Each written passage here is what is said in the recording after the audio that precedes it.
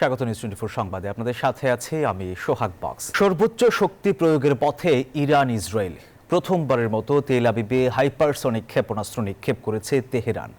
এরই মধ্যে ষষ্ঠ দিনে ইরানের পারমাণবিক উৎপাদন কেন্দ্রে হামলার দাবি আইডিএফের। এদিকে যুদ্ধ শুরুর বার্তা দিয়ে আয়াতুল্লাহ আলী খামেনি বলেছেন, ইরান কখনোই ইসরায়েলের সঙ্গে আপোষ করবে না। ইরান ও ইসরায়েল সংঘাতে এবার নতুন মাত্রা। মার্কিন গোয়েন্দা ও প্রতিরক্ষা কর্মকর্তারা ইসরায়েলের পাশে থেকে সরাসরি ইরানের সামরিক হস্তক্ষেপের বিষয়টি বিবেচনা করছেন, এমন খবর আন্তর্জাতিক গণমাধ্যমের শিরোনামে। তথ্য বলছে, ইরানের পরমাণু কর্মসূচি ভণ্ডুল করার উদ্দেশ্যে ফর্দ পারমাণবিক স্থাপনায় হামলা চালাতে চায় ইসরায়েল। তবে পাহাড়ের নিচে অত্যন্ত সুরক্ষিত জায়গায় অবস্থিত এ স্থাপনা, তাই উল্লেখযোগ্য ক্ষতির জন্য 30,000 পাউন্ড ওজনের বোমা প্রয়োজন, যা কেবল যুক্তরাষ্ট্রের কাছে থাকায় ওয়াশিংটনের হস্তক্ষেপ চায় তেল আবিব।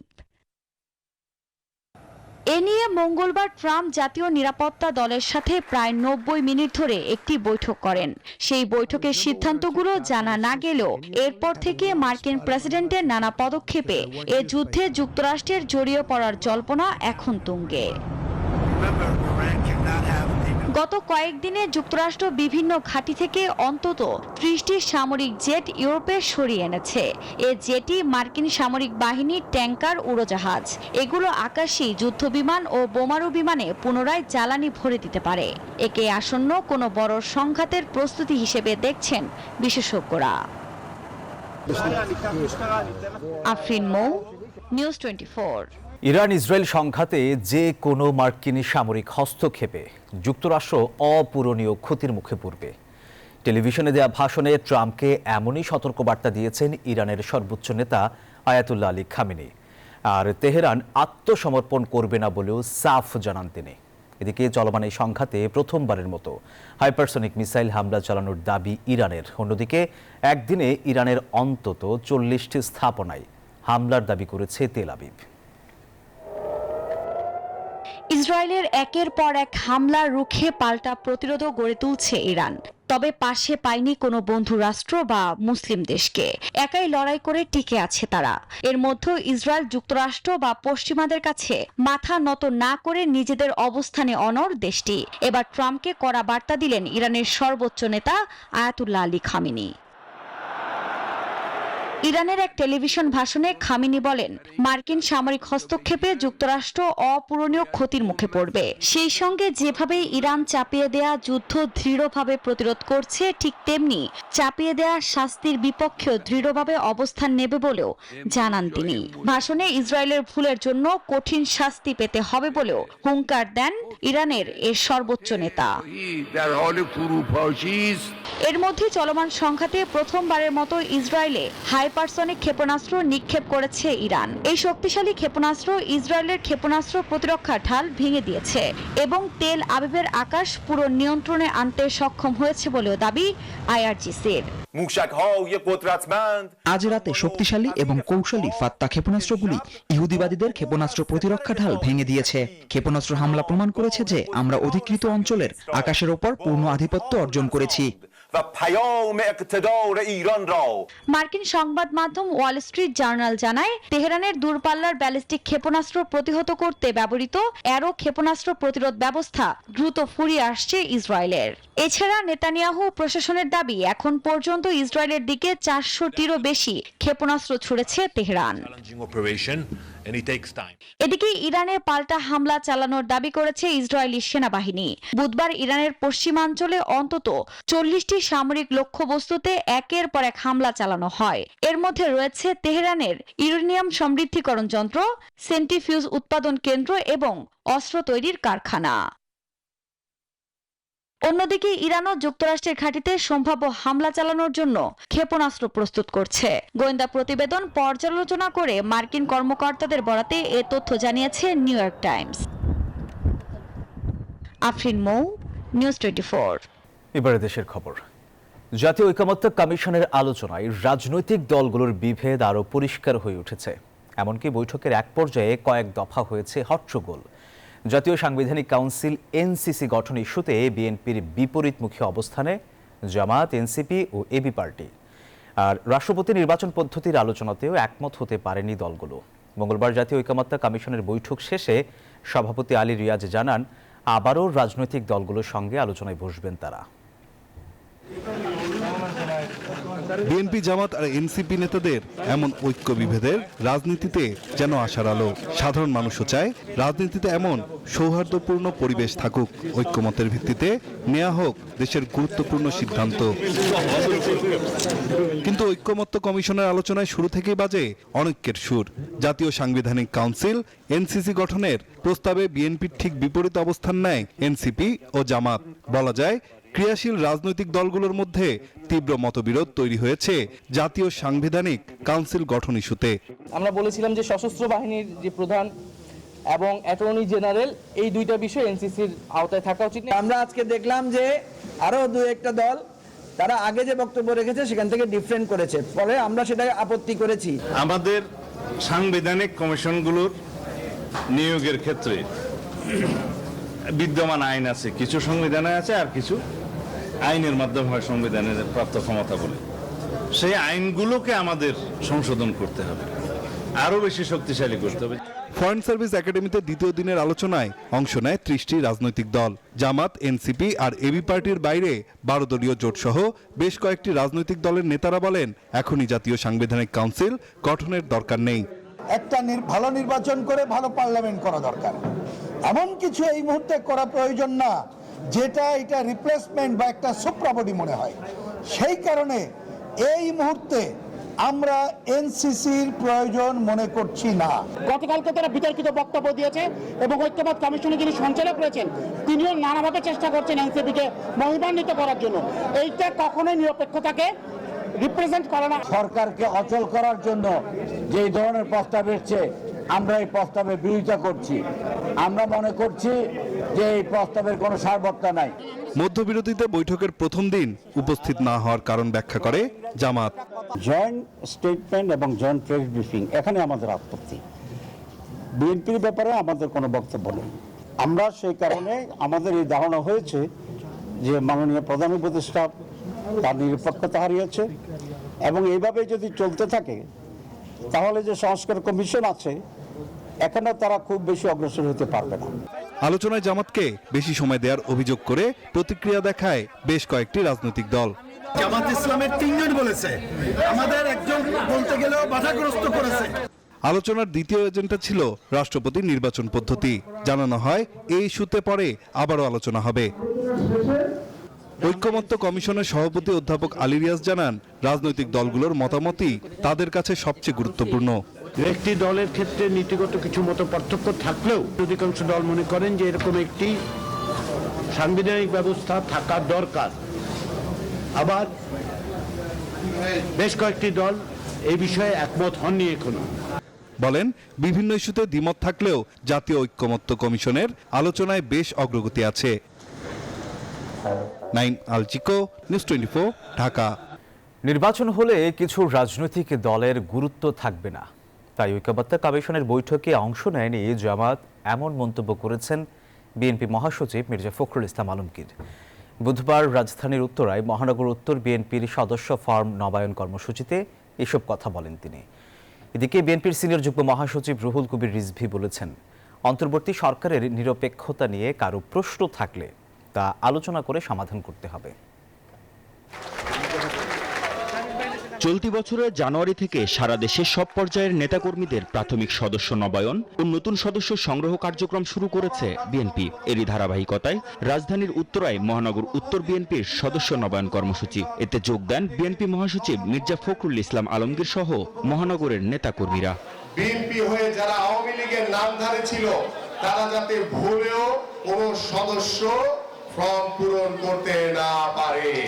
লন্ডনে তারেক রহমান ও প্রধান উপদেষ্টার বৈঠক এবং এরপর যৌথ বিবৃতিতে সরকারের পক্ষপাতমূলক আচরণ উল্লেখ করে মন্তব্য করে কয়েকটি রাজনৈতিক দল। তাদের উদ্দেশ্যে বিএনপি মহাসচিব বলেন, গুরুত্ব কমে যাওয়ার ভয়ে একটি দল ফেব্রুয়ারিতে নির্বাচনের সময় নিতে নারাজ। অনেকের পছন্দ হয় নাই, তারপর নির্বাচন হলেই তাদের বিপদ। এখন নির্বাচন নাই, সুতরাং তাদের অনেক গুরুত্ব আছে। যে নির্বাচন হয়ে যাবে তখন তো জনগণের যারা ভালোবাসার দল তারাই তো ক্ষমতায় আসবে, তাই না? তো তখন তাদের গুরুত্ব কতটুকু থাকবে কি থাকবে না তখন নির্ধারিত হবে। চাঁদাবাজি করে বিএনপি যেন আওয়ামী লীগ না হয়ে যায় সেদিকে নেতাকর্মীদের লক্ষ্য রাখার আহ্বান জানান বিএনপি মহাসচিব। আওয়ামী লীগ ক্ষমতায় এসে সবকিছু দখল করে নিয়েছে, তাই না? আমরা যদি আবার ওইটা হয়ে যাই তাহলে কিন্তু আপনি আওয়ামী লীগ হয়ে গেলেন। অর্থাৎ কোনো কিছু জোর করে দখল করে চাঁদাবাজি করে আমরা যেন মানুষের অধিকারকে হরণ না করি। এদিকে নরসিংদী জেলা বিএনপির নবগঠিত কমিটির সাথে সাবেক রাষ্ট্রপতি জিয়াউর রহমানের সমাধিতে শ্রদ্ধা নিবেদন ও দোয়া শেষে দলের জ্যেষ্ঠ যুগ্ম মহাসচিব অ্যাডভোকেট রুহুল কবির রিজভী বলেন, আলাপ আলোচনার মাধ্যমে যে কোনো সমস্যার সমাধান করতে হবে। আলোচনা হবে, ডিবেট, ক্রিটিসিজম হবে, কিন্তু আমরা এর মধ্যে দিয়ে এগিয়ে যাব। আমরা একটি অবাধ সুষ্ঠু নির্বাচনের মধ্য দিয়ে জনগণের নির্বাচিত সরকার গঠিত হবে। গণতান্ত্রিক বাংলাদেশ বিনির্মাণের প্রচেষ্টা যেন কোনোভাবে ব্যাহত না হয় সে বিষয়ে নেতাকর্মীদের সজাগ থাকার আহ্বান জানান নেতারা।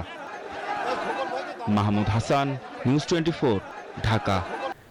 নিয়মিত স্বাস্থ্য পরীক্ষার জন্য বিএনপি চেয়ারপারসন ও সাবেক প্রধানমন্ত্রী খালেদা জিয়াকে রাজধানীর রিভার কেয়ার হাসপাতালে নেওয়া হয়েছে। লন্ডন থেকে চিকিৎসা নিয়ে আসার পর এই প্রথম খালেদা জিয়াকে হাসপাতালে নেওয়া হলো। চিকিৎসকরা জানিয়েছেন বেগম জিয়ার স্বাস্থ্যের প্যারামিটারগুলো ঠিক আছে কিনা সেগুলো পরীক্ষার জন্য তাকে হাসপাতালে নেওয়া হয়েছে। 2024 সালের 5 আগস্ট আওয়ামী সরকার পতনের পর উন্নত চিকিৎসার জন্য গত 7 জানুয়ারি লন্ডন যান লিভার সিরোসিস, কিডনি, হার্ট সহ নানা জটিলতায় আক্রান্ত খালেদা জিয়া।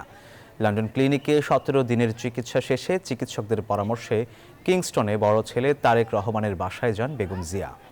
3 মাস পর গত 6 মে লন্ডন থেকে দেশে ফেরেন খালেদা জিয়া।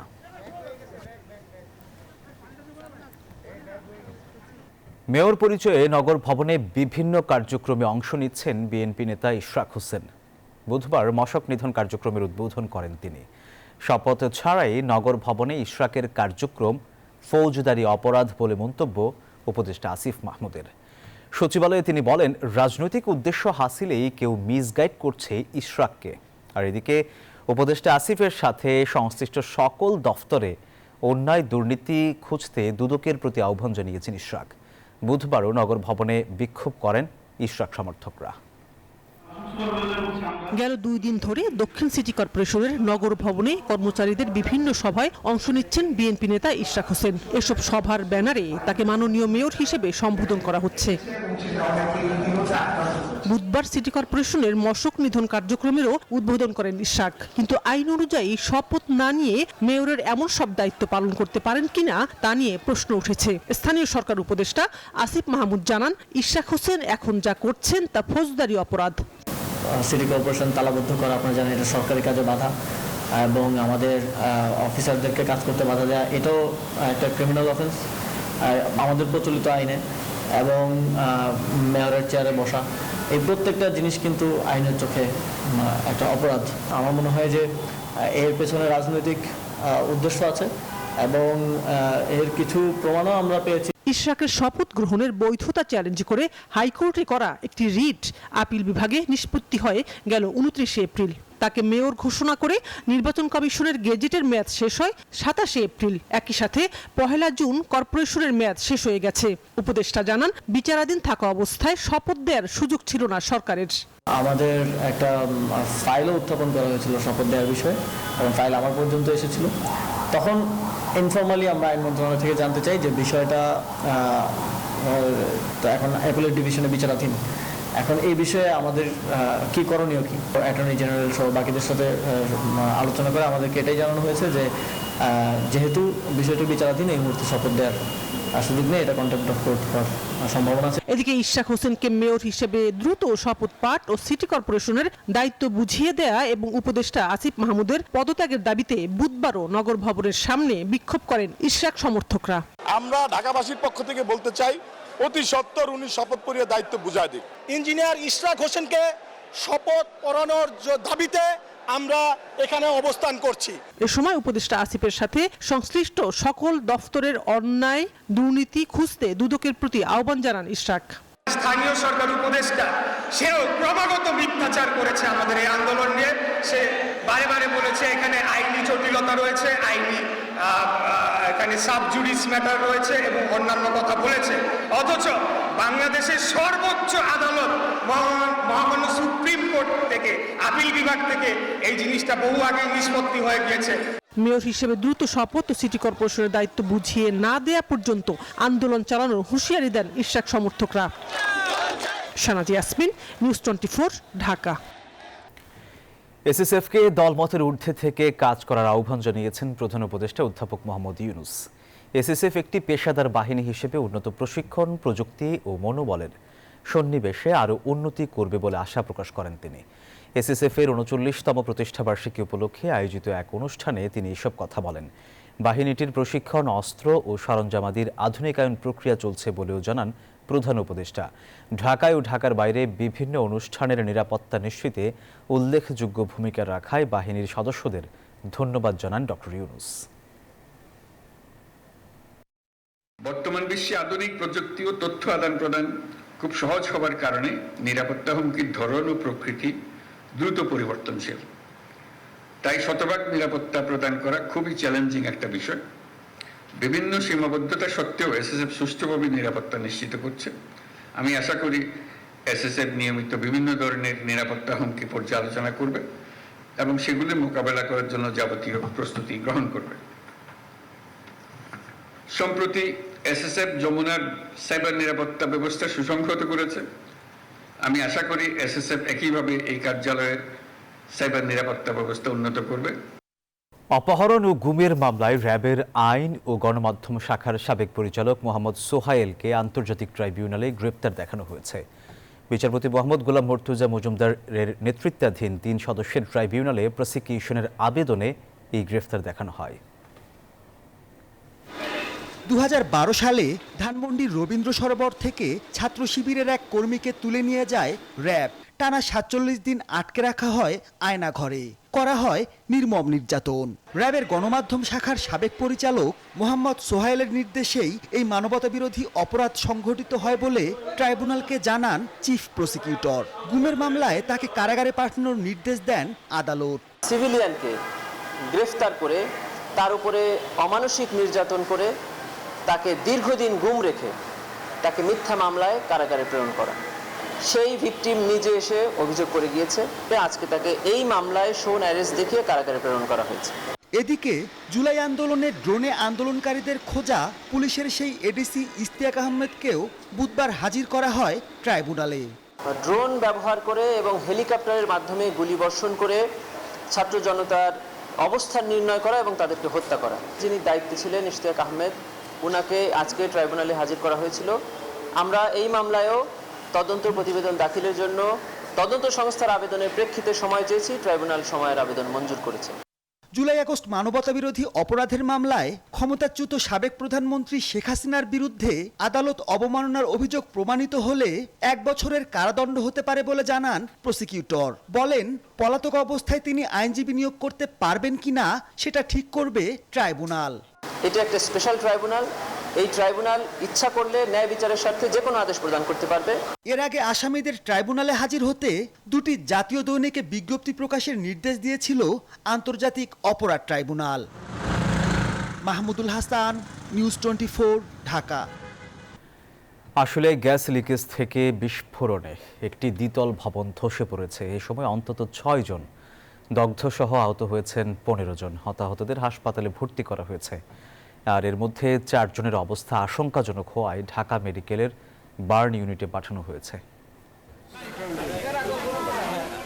বুধবার সকাল 7:15 আশুলিয়ার নিশ্চিন্তপুর এলাকার মন্ডল মার্কেট সংলগ্ন একটি দ্বিতল ভবনে বিকট শব্দ।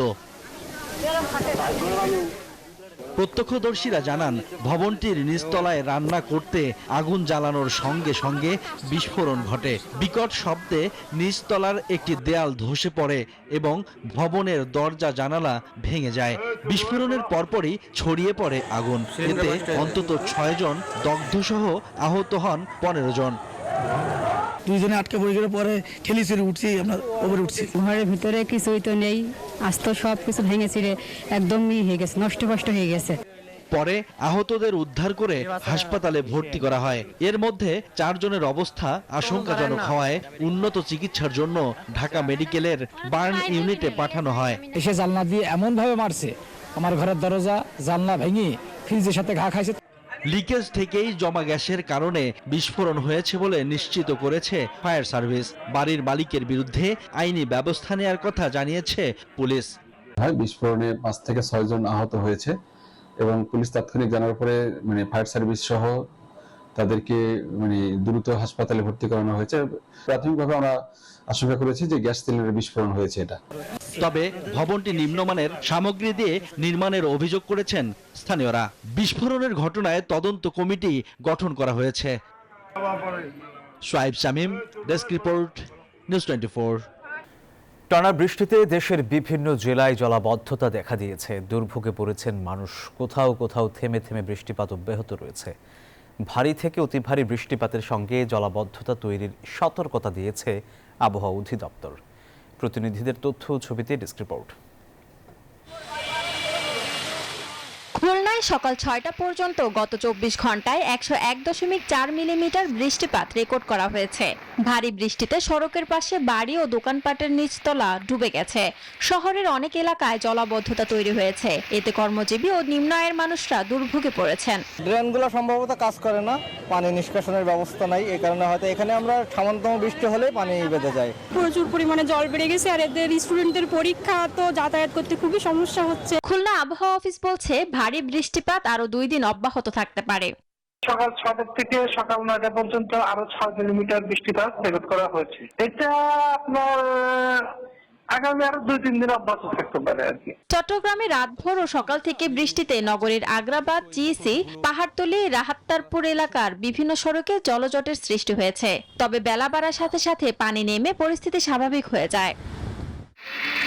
পটুয়াখালীতে গত 3 দিন ধরে থেমে থেমে মাঝারি থেকে ভারী বৃষ্টিপাত হচ্ছে। টানা বৃষ্টিতে বিভিন্ন স্থানে নিচু এলাকায় জলাবদ্ধতার সৃষ্টি হয়েছে। পায়রা সহ দেশের সব সমুদ্র বন্দরকে 3 নম্বর সতর্ক সংকেত দেখিয়ে যেতে বলা হয়েছে। সকল মাছ ধরা ট্রলার সমূহকে নিরাপদ আশ্রয়ে থাকতে বলা হয়েছে। শান্তা ইসলাম, ডেস্ক রিপোর্ট, নিউজ 24। অন্তর্বর্তীকালীন সরকারের দেওয়া বাজেট গতানুগতিক, সংস্কার বিমুখ এবং সাম্য বিরোধী হয়েছে। এমনকি এই বাজেটে অবহেলিত আর তরুণদের জন্য কোনো সুখবর নেই। বরং বরাদ্দ কমিয়ে বাড়ানো হয়েছে করের বোঝা। এক কথায় বাজেটে আশাভঙ্গ হয়েছে বলে মন্তব্য করেছে নাগরিক প্ল্যাটফর্ম। আলোচনায় অংশ নেন অর্থনীতিবিদ, রাজনীতিবিদ ও বিভিন্ন শ্রেণী পেশার মানুষ। রাজনীতিবিদরা বলছেন এই বাজেট অর্থনৈতিক রূপান্তরের জন্য যথেষ্ট নয়। এমনকি জুলাই গণ অভ্যুত্থানে ছাত্র জনতার আশার প্রতিফলন হয়নি বাজেটে। অভ্যুত্থানের যে আকাঙ্ক্ষাগুলো ছিল, যেই চাওয়াগুলো ছিল, সেই চাওয়াগুলোর প্রতিফলন আমরা দেখতে পাইনি। এবং বৈপ্লবিক একটি সংবিধান যেমন আমরা চাই, বৈপ্লবিক একটি এই অর্থনৈতিক বাজেটও আমরা চেয়েছিলাম। কিভাবে আমাদের যারা ইউথ রয়েছেন ওনাদের জন্য কর্মসংস্থান তৈরি করব, আমরা এসএমই গ্রোথ কিভাবে দেখাবো, আমরা কিভাবে আমাদের ইনফর্মাল ইকোনমিটাকে ইন্টিগ্রেট করব, সেই ধরনের পলিসি ফ্রেমওয়ার্ক আমরা এই বাজেটের মাধ্যমে আনফরচুনেটলি পাই নাই। এছাড়া বাজেটে জাতির প্রত্যাশার প্রতিফলন ঘটেনি উল্লেখ করে কর ব্যবস্থা সংস্কার জরুরি বলে মন্তব্য করেন অর্থনীতিবিদরা। তো প্রথমটা হলো আমাদের প্রক্রিয়া আলাপ আলোচনার যে ঘাটতি, দ্বিতীয়ত সেটা হলো যে পদক্ষেপ গুলো এখানে যেই কাঠামোটা দেওয়া হয়েছে বাজেটে সেটাও পুরনো, তৃতীয়ত যে পদক্ষেপগুলো করা হয়েছে সেগুলি সবসময় জনগণের পক্ষে গেছে এটা আপনারা এখানে বলছেন না। বিশেষ করে পিছিয়ে পড়া মানুষের পক্ষে সেই পদক্ষেপগুলো গেছে বলে আমাদের মনে হয়নি। যে অনুমতিগুলো আমরা করছি সেই অনুমতিগুলোর মধ্যে যদি ভুল থাকে তাহলে আমরা কেবলমাত্র যে অবহেলিতরা কি পেল সেটা না, সাধারণভাবে অর্থনৈতিক প্রবৃদ্ধি আমরা কতটুকু অর্জন করতে পারবো সেটা নিয়েই সন্দেহ থেকে যাবে। যে একটা অগ্রাধিকারের জায়গায় পরিবর্তন হবে, বরাদ্দগুলো আরো বেশি স্বচ্ছতার সঙ্গে আসবে, অ্যাকাউন্টেবিলিটির জায়গাগুলো পরিষ্কার হবে, এগুলো আমরা এই বাজেটের মধ্যে ছাঁচের কোনো পরিবর্তন হয়নি। আলোচনায় উঠে আসে শিক্ষা ও স্বাস্থ্য খাতের বরাদ্দ কর্তন, আয় ব্যয়ের কাঠামোর অনুপস্থিতি ও বাস্তবায়নের স্বচ্ছতা সহ আরো বিভিন্ন গুরুত্বপূর্ণ দিক। ফারজানা রিয়া, নিউজ 24, ঢাকা। আর এই ছিল নিউজ 24 সংবাদ। এছাড়া আরও সংবাদ ও বিশ্লেষণ জানতে ভিজিট করুন news24bd.tv। ধন্যবাদ সবাইকে।